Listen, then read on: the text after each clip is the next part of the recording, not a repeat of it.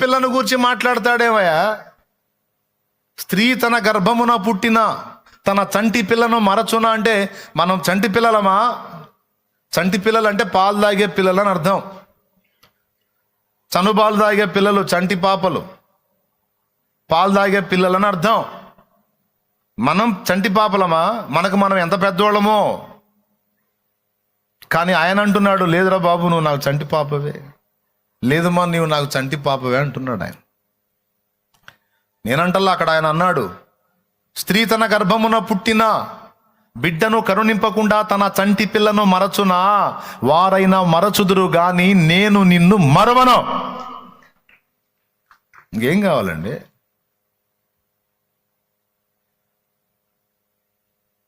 అంటే ఎగ్జాంపుల్గా అలా చెప్పాడులే కానీ బ్రదరు, మనల్ని చంటి పిల్లలకి ఎట్ట చూస్తాడులే అని ఒకవేళ నువ్వంటే ఎట్లాంటి డౌట్ నీకు వచ్చిందని ఇంకో చోట కూడా రాయించాడు ఆ మాట ఇంకొంచెం క్లారిటీగా.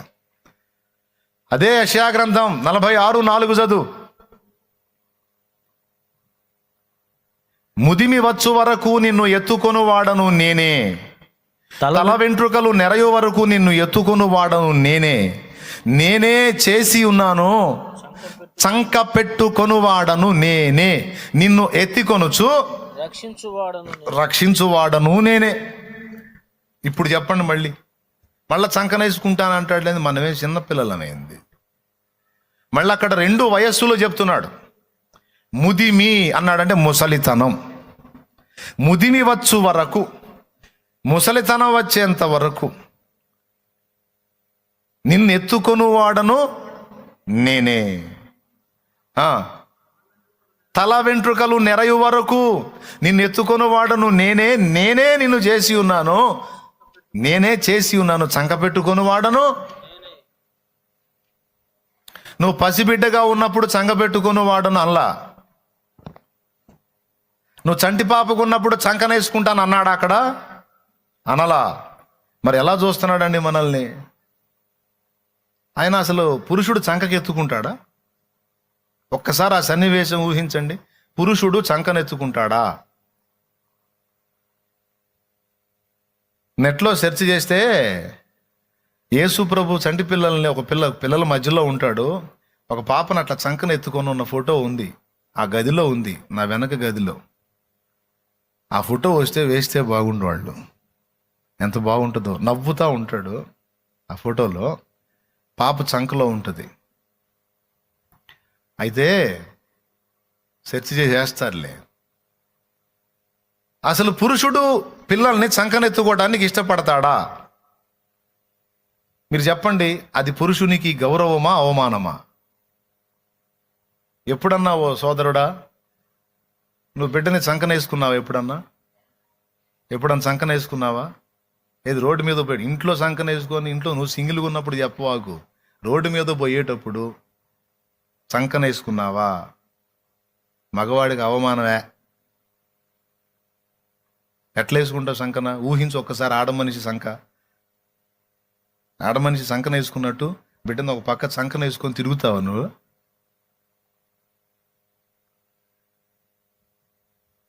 అది ఆడమనిషి చేసే పని. అదే స్టైల్ మగవాడిని ఊహించండి మీరు. ఎట్లా ఎదు చూసేవాళ్ళు కూడా ఎట్లా ఫీల్ అవుతారు? ఆడదానిలాగా చంకన వేసుకున్నాడు ఏందంటారు. ఖచ్చితంగా అడుగుతారా అడగరా? ఆడదానిలా చంకన వేసుకున్నావు ఏందని. కాబట్టి మగవాడు ఎట్లా ఫీల్ అవుతాడంటే, వాడు ఎంత వెయిట్ ఉన్న బాబు అయినా సరే, పాప అయినా సరే, అప్పనంగా కడుపులోనే పాలన్నీ తల్లి బలమంతా లాగేసి ఇంతలావును పుట్టినోడైనా సరే నిలువుగా ఎత్తుకుంటాడు. ఎట్లా ఎత్తుకుంటాడు?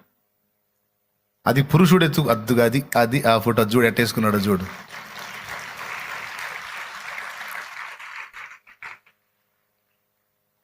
దేవునికి స్తోత్రం కలుగును గాక.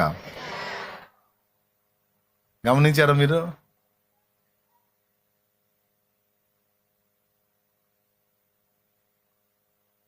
నా దానిలో ఇంకా కొంచెం కాళ్ళ దగ్గర కటింగ్ ఉందన్నమాట. ఆ కటింగ్ తర్వాత చూసి ఎట్టుందంటే డైరెక్ట్గా చంకన అట్లా ఎత్తుకున్నట్టుంది. థ్యాంక్ యూ నాన్న వేసినందుకు.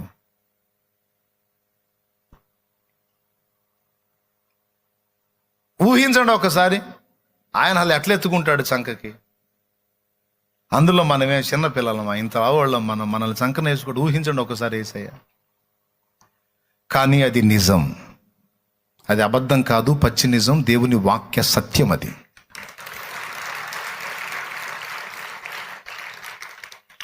అది నేనో ఇంకొకడో చెప్పింది కాదు, అది దేవుడే రాయించిన మాట.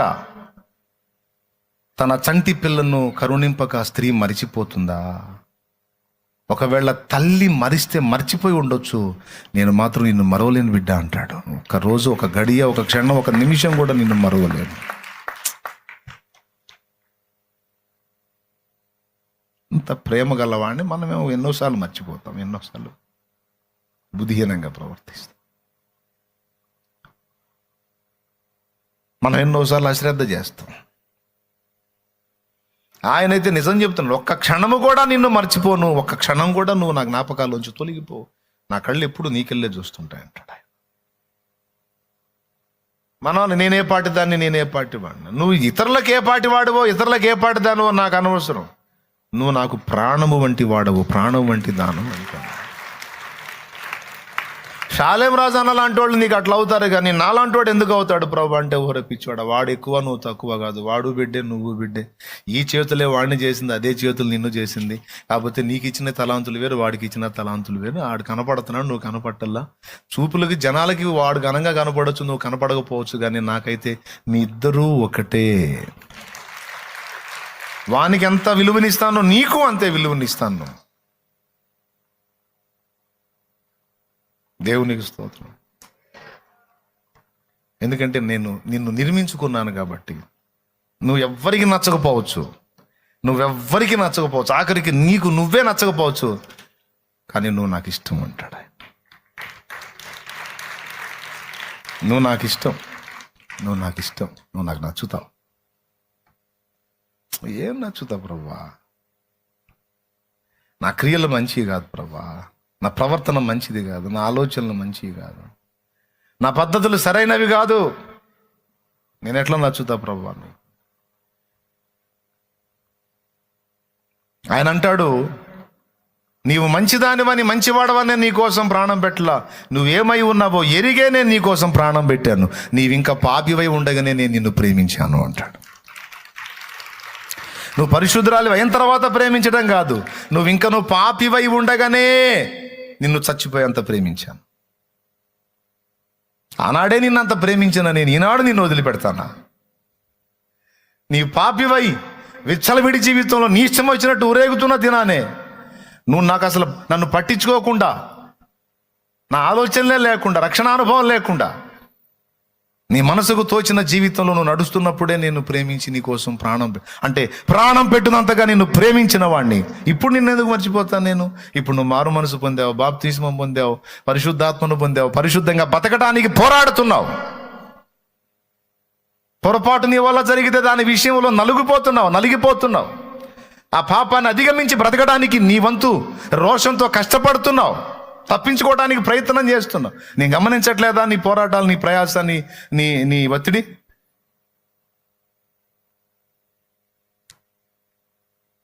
ఆనాడే నిన్ను వదిలిపెట్టలా, ఈనాడు వదిలిపెడతానా? నేనైతే వదలను బిడ్డ నిన్ను అంటాడు ఆయన. నిన్ను వదలను, నిన్ను మరువను, నిన్ను నేను ఎత్తుకున్నాను. ఎక్కడంటే చంకనెత్తుకున్నాను. ఈ పదం వాడిన దగ్గర రెండు విషయాలు మాట్లాడాడు. ఒక్కసారి మళ్ళీ ఆ వచనం చదవండి. ముదిమి వచ్చు వరకు నిన్ను ఎత్తుకొని వాడను నేనే చేసి ఉన్నాను, తల వెంట్రుకలు నెరయ వరకు నిన్ను ఎత్తుకొని వాడను నేనే చేసి ఉన్నాను, చంక పెట్టుకొని వాడను నేనే, నిన్ను ఎత్తికొనుచు రక్షించు వాడను. అక్కడ రెండు మాటలు మాట్లాడాడు. ఒక సౌకర్యం ఉందండి చంకనెత్తుకుంటే ఒక సౌకర్యం ఉంది. చిన్న బిడ్డను మనం ఎదురెత్తుకున్నాం అనుకు, ఇట్లా కొద్దిగా నా అవతారం చూపించాయా, ఇట్లా ఎదురెత్తుకున్నాం అనుకో, ఈ రెండు చేతులు వాడి మీద పెట్టాల్సి వచ్చింది, ఆమె మీద పెట్టాల్సి వచ్చింది. బిడ్డను ఇట్లా ఎత్తుకున్నప్పుడు రెండు చేతులు ప్రొటెక్ట్ చేయాల్సి వచ్చింది. ఏదన్నా కాసేపు కూసేపు అట్లా అట్లా ఎత్తుకొని అది బిడ్డ లైన్లో ఉన్నప్పుడు, ఒకవేళ బిడ్డ ఆదమరిచి ఉంటే భుజం మీద మోపుకొని 2 చేతులు పెట్టాల్సిందే. అయితే చంకనెత్తుకుంటే ఒక సౌకర్యం ఏంటంటే, బిడ్డను చంకకి కట్టుకొని ఫైట్ కూడా చేయొచ్చు. ఝాన్సీ లక్ష్మీబాయి తెలుసా మీకు? ఝాన్సీ లక్ష్మీబాయి యుద్ధం ఎట్ట చేసింది? బిడ్డని ఒక సైడ్కి కట్టుకొని. అలాగే చాలా పోరాటాలు, స్త్రీలు చేసిన పోరాటాల్లో బిడ్డని చంక కట్టుకొని పోరాడారు యుద్ధాల్లో. చంకకి కట్టేసుకుంటే, వాడికి ఒక కాలు అటు ఒక కాలు ఇటేసి చంక కట్టేసుకుంటే ఇక గొడవ ఉండదు. ఈ 2 చేతులతో పూర్తిగా పనిచేయవచ్చు. అర్థమైందా? వాడి మీదికి దాడికి వచ్చే శత్రువుని 2 చేతులా ఎదిరించవచ్చు. దేవునికి స్తోత్రం కలుగును గాక. హల్లెలూయా. ఇక్కడ 2 విధాలుగా కనపడుతున్నాడు. ఒకటి, ఎత్తుకునేవాడిని నేను అన్నాడంటే నీ నాన్నని నేనే, నీ తండ్రిని నేనే అని. చంకనెత్తుకునేవాడిని అంటే ఆడ మనిషి చంకనెత్తుకుంటుంది, మీ అమ్మను కూడా నేనేనమ్మా అంటాడు. మీ అమ్మ నేనే, మీ అయ్యా నేనే. నాకు అమ్మ లేదు అయ్య లేదని ఆడవద్దు, నీకు తల్లి నేనే తండ్రి నేనే అంటాడు ఆయన. ఆ అర్థం ఒకటి. రెండవది ఏంటంటే, ఎత్తికొనుచు రక్షించువాడను. చంకనెత్తుకొని రక్షించుట అంటే మన మీదకి వచ్చేటువంటి ఉపద్రవాలను మన మీదకి రాకుండా అడ్డగించడానికి మనల్ని చంకలో పెట్టుకుని ఉపద్రవాలను అడ్డగిస్తాడు. మన పక్షముగా మనల్ని చంక కట్టుకొని మన పక్షంగా పోరాడుతూ ఉంటాడు. అలాగున మనల్ని ప్రొటెక్ట్ చేయకపోతే మన మీదకి జరిగేటువంటి సాతాను దాడుల్లో మనం తట్టుకొని నిలబడటం అనేది చాలా కష్టం. దేవునికి స్తోత్రం కలుగును గాక. హల్లెలూయా. మీరు నిండు హృదయంతో వింటున్నారా లేకపోతే క్యాజువల్గా తీసుకుంటున్నారా?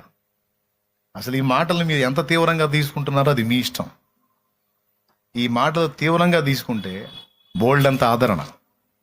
కానీ వాస్తవాలు ఇవి, నేను కల్పించినవి కాదు, వాస్తవాలు. నేను రాసినవి కాదు, గ్రంథం, దేవుడు రాయించినటువంటి విషయాలు ఇవి.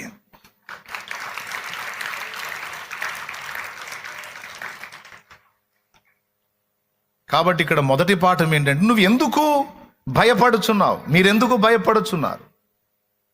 పాయింట్ అవుట్ చేశాడు, ప్రశ్నించాడు. నీవు ఇంకా నమ్మిక లేకున్నావా? ఇది కదా నీ స్థానం అని చూపించాడు గ్రంథంలో. ఇన్ని విధాలుగా నేను నీకు తోడై ఉంటే, యుగ సమాప్తి వరకు నేను నిన్ను విడవనని వాగ్దానం చేసి, నేను నీతో చెప్పినది నెరవేర్చు వరకు నేను నిన్ను విడవను, ఎడబాయను, నిబ్బరము కలిగి ధైర్యంగా ఉండు, నిశ్చయముగా నేను నిన్ను ఆశీర్వదిస్తాను, నీ సంతానమును కూడా ఆశీర్వదిస్తానని ఆయన వాగ్దానం చేస్తే, మనం నమ్మం వాగ్దానాల్ని. వాగ్దానాలు తీసుకెళ్ళి బావిలో వేస్తాం మనం. వాగ్దానం బావిలో కాదు, గుండెల్లో పెట్టుకోవాలి. లోతైన బావిల్లో తీసుకెళ్ళి వేయకూడదు వాగ్దానాలు. వాగ్దానాలు గుండెల్లో పెట్టుకోవాలి. వాగ్దానం అంటే ప్రామిస్, మాట. ఒట్టు పెట్టాడు, ఒట్టు అన్నాడు. నీకు బాధ కలిగితే నువ్వు అదే మొక్క ఎత్తి ప్రార్థన చేయి, నాకు ఒట్టు పెట్టావుగయ్యా నువ్వు అని అడుగు. నాకు ఒట్టు పెట్టావే, ఒట్టు అన్నావే, నెరవేర్చమన్నాడు. కోప్పడాడు, నెరవేరుస్తాడు. వాగ్దానాలు ఇచ్చి తప్పిపోయేవాడు కాదు. మాట తప్పడు నా దేవుడు, మాట తప్పడు నా దేవుడు, ఖచ్చితంగా నెరవేరుస్తాడు. హల్లెలూయా, హల్లెలూయా.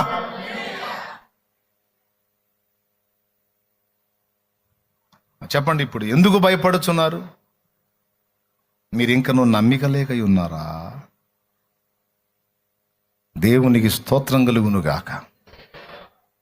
కాబట్టి ఇప్పుడు చెప్పండి, ఎందుకు భయపడుతున్నారో ఒప్పుకోండి. విశ్వాసం బలహీనపడింది అన్నయ్య, ఒప్పుకోవాలి. లేదు భయమే లేదన్నయ్య, భయమే లేదా? అట్లయితే విశ్వాసం కలిగి ఉన్నావు, ధైర్యంగా ఉండు. మరి ఇంకే కాదన్నయ్య, కొన్ని అట్లా జ్ఞాపకంలోకి వచ్చినప్పుడు చాలా బాధ కలుగుతుంది. అరే మళ్ళీ జ్ఞాపకాలు అంటావు, బాధ అంటావు. వదిలే, ఈ మాట తీసుకొని భయపెట్టిన దాన్ని గద్దించి ముందు అది నిమ్మళపరిచి సమాధానం ఇచ్చి ఆ తర్వాత అడుగుతున్నాడే, ఇన్ని కార్యాలు చూసి ఇంకా నమ్మకం లేకుండా ఉన్నా, ఇంకా విశ్వాసం లేకుండా. భలే పని అండి, విశ్వాసం లేకపోవటం ఏంటి? అసలు బోల్డ్ అంత విశ్వాసం మరి అట్లేదు, ఎందుకు భయపడ్డా? భయపడటం అంటే మామూలుగా భయం, మరి మామూలుగా భయం రాదురా బాబు. భయం, విశ్వాసం ఉంటే భయం ఉండదు. నా దేవుడున్నాడు అంటావు, నా దేవుడు ఉన్నాడు అంటావు, నా దేవుడు చూస్తాడంటావు, నా దేవుడు కార్యం చేస్తాడంటావు, నాకేమీ భయం లేదు. నా తండ్రి కదిలేంత వరకు, లేచేంత వరకు, కార్యం చేసేంత వరకు నేను ఆయన పాదాలే పట్టుకుంటా, ఆయనకే మొర్ర పెడతా. ఆయన నా జీవితాన్ని కట్టేంత వరకు, నిలబెట్టేంత వరకు, నాకు ఇచ్చిన మాట నెరవేర్చేంత వరకు నా తండ్రిని గోజాడుకుంటా, మొర్ర పెట్టుకుంటా. చెయ్యి, ఆ పని చెయ్యి. ఆయన లేపినందుకు ఆయన కోపడ్లా, భయపడ్డందుకు కోపడ్డాడు. నీ వల్ల కాలేదా, నన్ను లేపు. నాకు తెలిసి నేనేమనుకుంటున్నానో తెలుసా? అసలు ఆ మాట ఎందుకు వాడాడో? ఆ తుఫాను బీభత్సం చూసి అది అణిగిపోయినా కూడా వీళ్ళకి దడ తగ్గలేదేమో. దేవునికి స్తోత్రం కలుగును గాక. పెద్దగా చెప్పండి, ఇంకోసారి చెప్పండి. ఇప్పుడు ఆయన లేచి గాలిని గద్దించి నిమ్మళించి ఊరుకుండమని చెప్పి గాలిని గద్దించి సముద్రాన్ని నిమ్మలపరిచిన తర్వాత, ఎందుకంటే సాగు గోతులోకి పోయి వచ్చినట్టుంది వాళ్ళకి. అయిపోయాం. అయినా వాళ్ళు ఈతగాళ్ళు కదా, పడితే మాత్రం ఏమండి ఈదుకుంటా ఏదో పక్కకి చేరతారు. అలాంటి అంత సీనియర్స్ అయి ఉండి, ఈతగాళ్ళు అయి ఉండి కూడా, అంటే సమస్యలను సార్లు సముద్రం మీదకి వెళ్ళాం కానీ ఇంత ప్రచండమైన అలలు ఎప్పుడూ చూడలేదు ప్రభువా. దేవునికి స్తోత్రం కలుగును గాక. హల్లెలూయా. ప్రియులారా, కొన్నిసార్లు మనకు అనుభవాలు నేర్పడానికి యేసయ్య ధోనిలోకి వచ్చినాక లైఫ్లో ఎప్పుడూ చూడని అనుభవాలు తగులుతాయి. దేవునికి స్తోత్రం. లైఫ్లో ఎప్పుడు చూడని అనుభవాలు తగులుతాయి. ఆ అనుభవాల తీవ్రత ఎలా ఉంటుందంటే, అది సమసిపోయిన తర్వాత కూడా దడ తగ్గదు. ఒక పీడకల కన్నోడికి కల పోయినా కూడా గుండె కొట్టుకున్నట్టు. దేవునికి స్తోత్రం.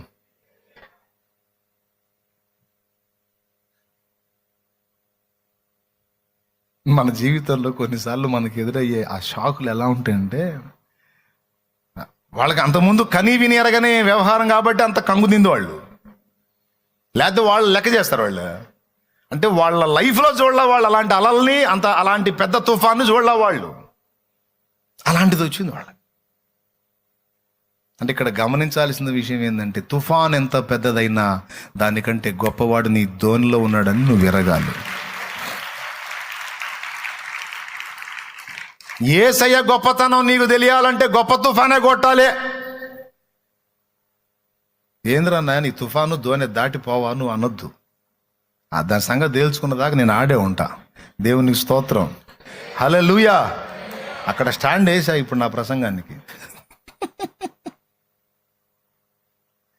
స్టాండ్ వేసి తొక్కుతాను ఇప్పుడు, అక్కడే దొక్కుతా సైకిల్. నీకు బాగా ఎక్కిన దాకా అక్కడే దొక్కుతా సైకిల్.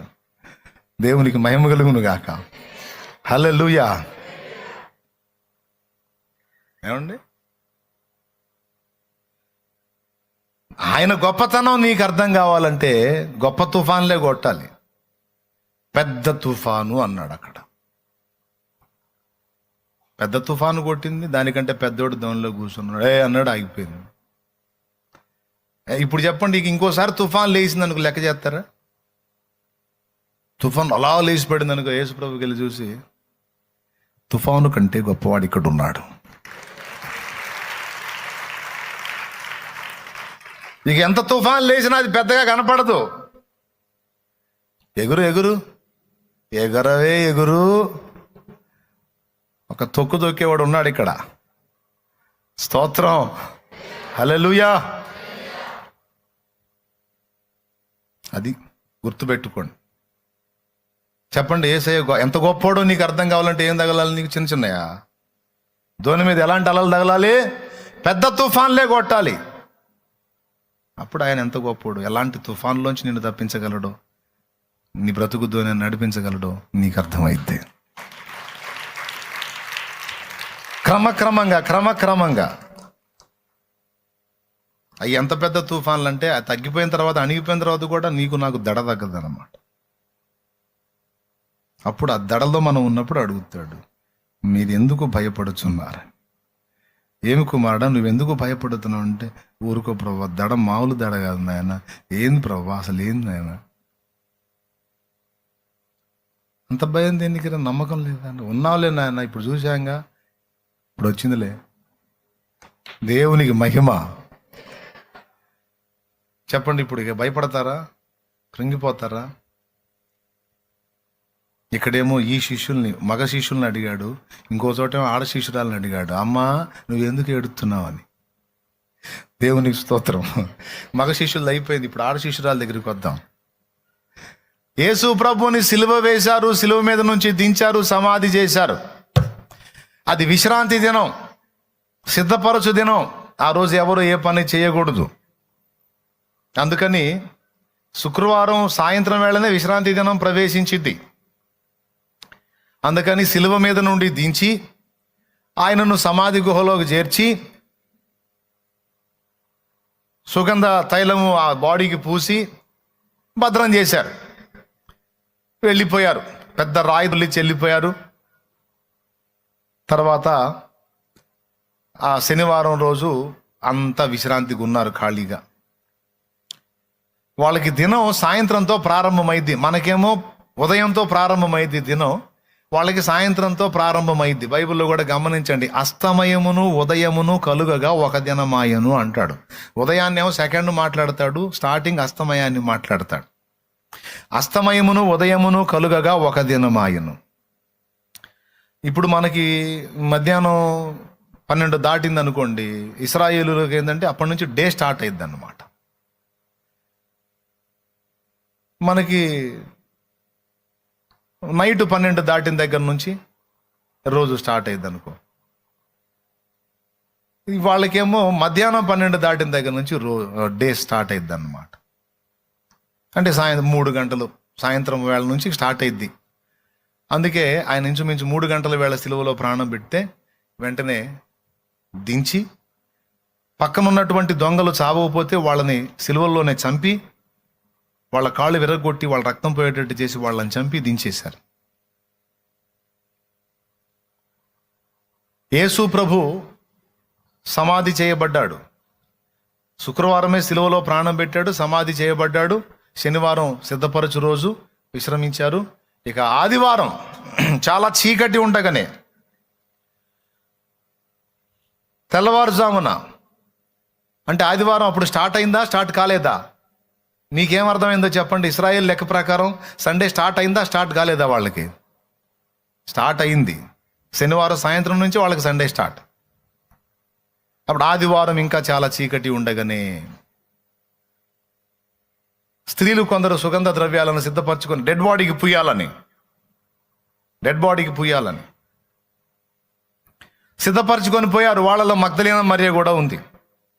యోహాను సువార్త మీరు తీసుకోగలిగితే ఒకసారి యోహాను సువార్త కాడికి పోదాం పదండి.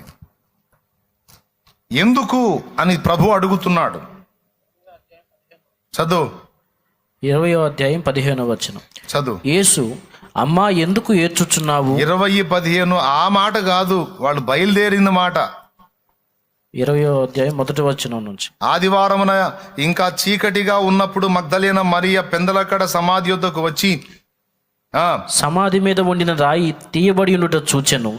గనుక ఆమె పరిగెత్తుకొని సీమోను పేతురు యొద్దకును యేసు ప్రేమించిన ఆ మరి ఒక శిష్యుని యొద్దకును వచ్చి ప్రభువును సమాధిలో నుండి ఎత్తుకొని పోయిరి. మగ్దలేన మరియ ఎందుకు పోయిందో మత్తయి సువార్తలో చెప్తాడు. మగ్దలేన మరియ ఇంకా కొంతమంది స్త్రీలు సుగంధ ద్రవ్యాలు తీసుకొని ఆ బాడీకి పూయాలని పోయారు. అసలు వీళ్ళు ముందు పోయారు. వీళ్ళు పోయేసరికి ఆయన లేడు అక్కడ. ఆయన లేచి ఉన్నాడు. సమాధికి అడ్డుగా పెట్టిన ఆ పెద్ద రాయి దొర్లించబడి ఉంది. ఈ ఆడోళ్ళు కదా పోయేటప్పుడు మాట్లాడుకుంటా పోతున్నారు, పెద్ద రాయి అది, ఆ బండరాయి మన వల్ల ఏడైద్ది, మగవాళ్ళకి అలివి కదా ఆ రాయి, మనం ఎట్లా పక్కకు పెడతాం, మన కొరకు ఆ రాయి ఎవరు దొర్లించును అనుకుంటా పోయారు. ఆడికి పోతే రాయి పక్కకు పోయి ఉంది, తొంగి చూస్తే లోపల బాడీ లేదు, బయట చూస్తే దూత వాళ్ళకి చెప్తున్నాడు ఆయన లేడు, లేచి ఉన్నాడు అని. అప్పుడు స్త్రీలు పరుగు పరుగుని వెళ్ళారు. మగ్దలేన పోయి పేతురికి వాళ్ళకి చెప్పింది. చదువు ఆ తర్వాత. వారిద్దరిను కూడి పరిగెత్తుచుండగా ఆ శిష్యుడు పేతురు కంటే త్వరగా పరిగెత్తి ముందుగా సమాధి యొద్దకు వచ్చి వంగి నారబట్టలు పడియుండుటయు చూచెను గాని అతడు సమాధిలో ప్రవేశింపలేదు. అంతటా సీమోను పేతురు అతని వెంబడి వచ్చి సమాధిలో ప్రవేశించి నారబట్టలు పడియుండుటయు ఆయన తల రూమాలు నారబట్టల యొద్ద ఉండక వేరుగా ఒక చోట చుట్టిపెట్టి ఉండుటయు చూచెను. అప్పుడు మొదట సమాధి యొద్దకు వచ్చిన ఆ శిష్యుడు లోపలికి పోయి చూచి నమ్మెను. ఆయన మృతుల్లో నుండి లేచుట అగత్యమను లేఖనము వారింకను గ్రహింపరైరి. అది ఆ వచనం ఇంకా గుర్తుకు రాలా, వాళ్ళకి గుర్తుకు రాలా, మగ్దలేన కూడా గుర్తు రాలా. ఆయన ఉన్నప్పుడు చెప్పాడు, నేను అప్పగింపబడతాను, చంపబడతాను, సమాధి చేయబడతా, తర్వాత లెగుస్తాను, మూడవ నాడు తిరిగి లెగుస్తాను అన్న మాట ఆయన మాట్లాడాడు. వాళ్ళ చెవులారా విన్నారు, కానీ వాళ్ళు గ్రహించాలా అంటే ఆ మాట తీసుకోవాలా లోపలికి. కాబట్టి వాళ్ళు వెళ్ళిపోయారు. తర్వాత అంతటా ఆ శిష్యులు తిరిగి తమ వారి యొద్దకు వెళ్ళిపోయింది. అయితే మరియ సమాధి బయట నిలిచి ఏడ్చుచుండెను.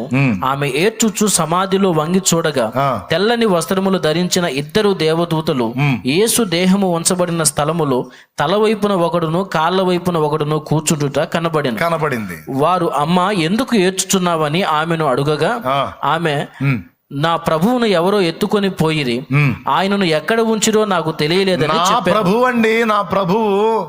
నా ప్రభువును ఎవరో ఎత్తుకొని పోయిరి, ఆయనను ఎక్కడ ఉంచిరో నాకు తెలియదని చెప్పాను. ఆమె ఈ మాట చెప్పి వెనుక తట్టు తిరిగి యేసు నిలిచి ఉండుట చూచెను గాని ఆయన యేసు అని గుర్తుపట్టలేదు.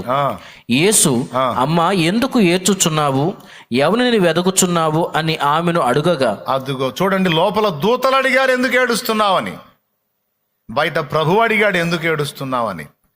దూతలు అడిగినప్పుడు సమాధానం చెప్పింది ఎందుకు ఏడుస్తుందో.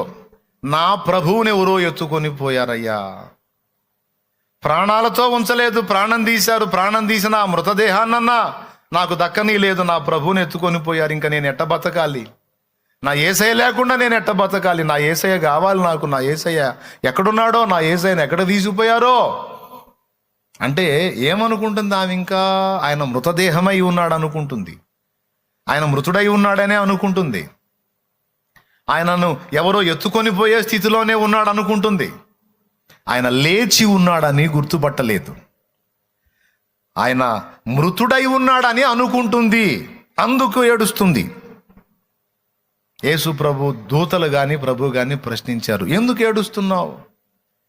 నీ ఏడుపుకు అర్థం లేదు, ఎందుకంటే ఇదిగో ఆయన లేచి ఉన్నాడు.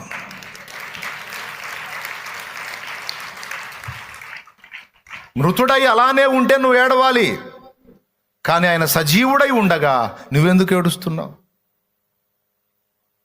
నీకు యేసు కావాలంటే నీకు యేసు ఉన్నాడు, దొరుకుతాడు నీకు, సజీవుడు ఇప్పుడు ఆయన. మొదటి వాడను కడపటి వాడను నేనే, మృతుడనైతిని గాని ఇదిగో యుగయుగములు సజీవుడనై ఉన్నాను అన్న ప్రభు లేచి ఉన్నాడన్న సంగతి ఎరుగదు. ఈరోజు మార్టిన్ లూథరన్ గారికి కఠోరమైన శ్రమ వచ్చిందంట. ఒకసారి సమస్య బాగా ఇబ్బంది కలిగించే శ్రమ వచ్చింది. గదిలోకి పోయి బయటికి రావట్లా, దిగులు పడుతున్నాడు. చాలా జ్ఞానం కలిగింది భార్య. అది అక్కడ వాళ్ళ సంస్కృతిలో సమీప బంధువులు, బాగా సమీప బంధువులు ఎవరన్నా చనిపోతే ఇళ్లలో ఆడవాళ్ళు నల్ల గౌన్ వేసుకుంటారు. ఇళ్లలో ఆడవాళ్ళు నల్ల గౌన్ వేసుకొని తిరుగుతున్నారంటే అర్థం ఏంటంటే వాళ్ళ సమీప బంధువులు ఎవరో చనిపోయారని అర్థం. ఈయన గదిలో నుంచి బయటికి రాట్లా, వేదన పడుతున్నాడు. మరి కారణం ఏమో, ఎంత బాధపడుతున్నాడో పాపం ఆమెకు అర్థమైపోయింది, చాలా ఇబ్బంది పడుతున్నాడు. ఎట్లా చెప్పాలి, ఎట్లా? చాలా వివేకం కలిగిన ఆమె శుభ్రంగా ఆ నల్ల గౌన్ వేసుకుంది, ఇక నల్ల గౌన్ వేసుకొని తిరుగుతుంది. ఎందుకో బయటకు వచ్చాడు గదిలో నుంచి, చూశాడు నల్ల గౌన్లో తిరుగుతుంది. ఆయన ఆశ్చర్యపోయాడు. నల్ల గౌను కనపడిందంటే ఎవరో పోయారు, సొంత వాళ్ళు సమీపస్తులు పోయారని అర్థం, దగ్గర వాళ్ళు పోయారని అర్థం. నిరసనగా ఆ బాధకు సంకేతంగా ఆ గౌను వేసుకొని తిరుగుతారు. ఆయన కంగారుగా అడిగాడు, ఎవరు చనిపోయారు? నల్ల గౌను వేసుకుని ఎవరు చనిపోయారు, ఎవరు పోయారు అన్నాడు. ఆమె కూల్గా చెప్పింది, దేవుడు చనిపోయాడండి అంది. అన్నాడు. అవునండి, మన దేవుడు చనిపోయాడు అంది. దేవుడు చనిపోవటం ఏంటి, వెర్రిమొహమా? ఆయన సజీవుడు, మరణమును గెలిచి లేచినవాడు, ఆయనకు మరణం లేదు, ఆయన ఎందుకు చనిపోతాడు అన్నాడట. నాకేం తెలుసు, నువ్వేదో లోపల పోయి తలుపులు వేసుకొని బయటికి రాకుండా అక్కడ దిగులు పడతా, విచారపడతా, కృంగిపోతా, కుమిలిపోతా కూర్చుంటే నాకు అనుమానం వచ్చింది ఆయన పోయాడేమో అని. ఆయన ఎందుకు పోతాడు? మరి ఆయన సజీవుడై ఉంటే నువ్వు గదిలో పోయి ఎందుకు కూర్చున్నావు?